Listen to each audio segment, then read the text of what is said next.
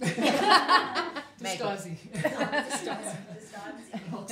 Is a career and leadership coach who loves working with people who are finding their voice in the world. Despite being discouraged from speaking up earlier in her life, she's working hard to overcome this limitation and is committed to becoming a master in speaking up. Today she shares from her journey and will hopefully inspire others to have the courage to speak up more. Ladies and gentlemen, please help me welcome Maggie Pisani.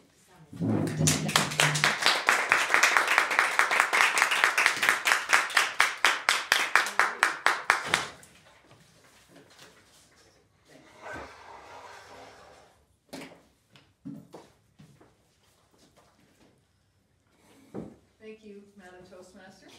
Fellow Toastmasters, welcome guests today.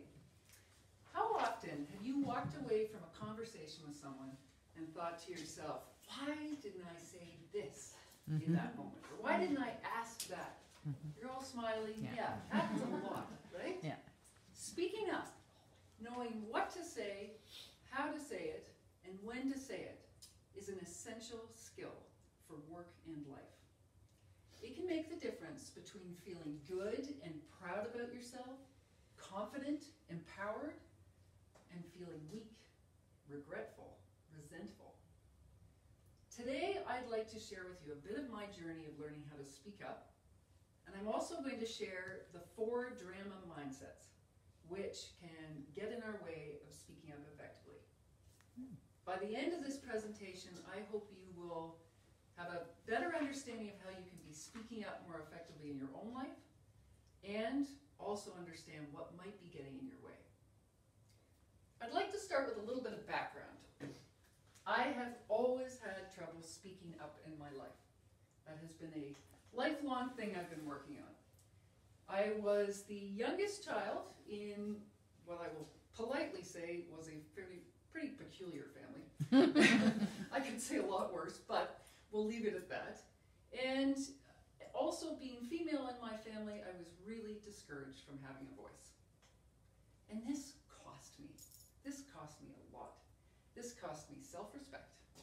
It cost me self-esteem. It cost me a sense of worth and value in my life. It also caused people to doubt my capacity to lead. And I've been walked on an awful lot, both in my professional and my personal life. And this, as I said, this has been something I've had to work hard on. And there are a few specific ways that I've really needed to learn how to speak up better. The first is asking questions.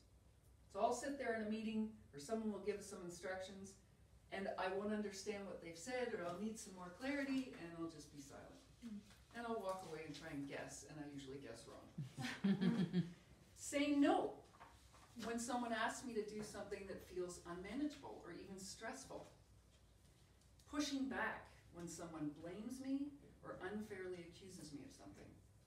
I've even had trouble speaking up to say yes to a good opportunity. So I've been working on this for my whole life in lots of different ways. And in the last couple of years, something came to my attention that really helped me understand this better. And it's, first of all, it's a book called How NASA Builds Teams by Charles Pellerin.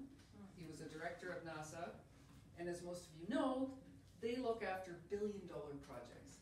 So leadership, communication, pretty important at a place like that. And lives are at stake. So he writes all about leadership skills and communication. It's a great book, and I highly recommend it. It's a very easy read.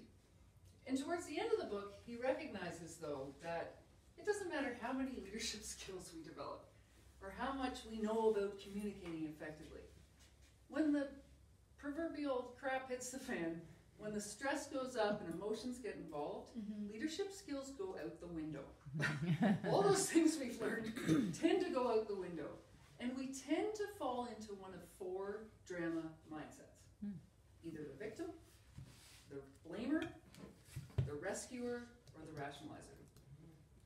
So the victim feels quite hopeless and helpless and feels like there's nothing they can do and everything's being done to them. And they have no control in their situation. The blamer, of course, points the finger at everybody else. Ironically, the blamer is actually actually most afraid of being blamed themselves, and that's why they deflect. The rescuer or the hero is typically so concerned with getting other people's approval that they will say yes to everything until they get buried under all of it and then get resentful. Finally, the rationalizer steps back and says, I don't care. None of this really matters. I don't care about working every weekend until I die. I don't care how they speak to me if they belittle me in front of everybody. It doesn't matter to me. Just, of course they care. Of course they care. But they have trouble owning that. They have trouble looking at that. And so they tend to repress those feelings. Now, as I look through these mindsets, I thought about which is the one that resonates with me most. And it was hard to admit, but it's the victim. I tend to allow myself to be victimized in my life because I don't speak up. And I feel like everything's hopeless, I can't do anything about it, I just have to take it. This was a very tough insight for me to have. Yet, pain is a good motivator, and I was motivated to take more responsibility for how I'm showing up, and whether I'm allowing myself to be a victim or not. And I've worked on this in a lot of different ways. I've worked with therapists, I've worked with coaches, and the ways that they've helped me in particular is actually starting with, how am I speaking up effectively already, and how can I build on that? And so this is what I've been doing. So for example, I love to write. I like to reflect. And so what I'll do is, if there's a situation that's really bothering me where I know I need to speak up, but I'm desperately afraid of it, I will write about it. I'll write about the whole situation, and I'll think about, what would I like to be saying in this situation? What are the thoughts that I'd like to be communicating?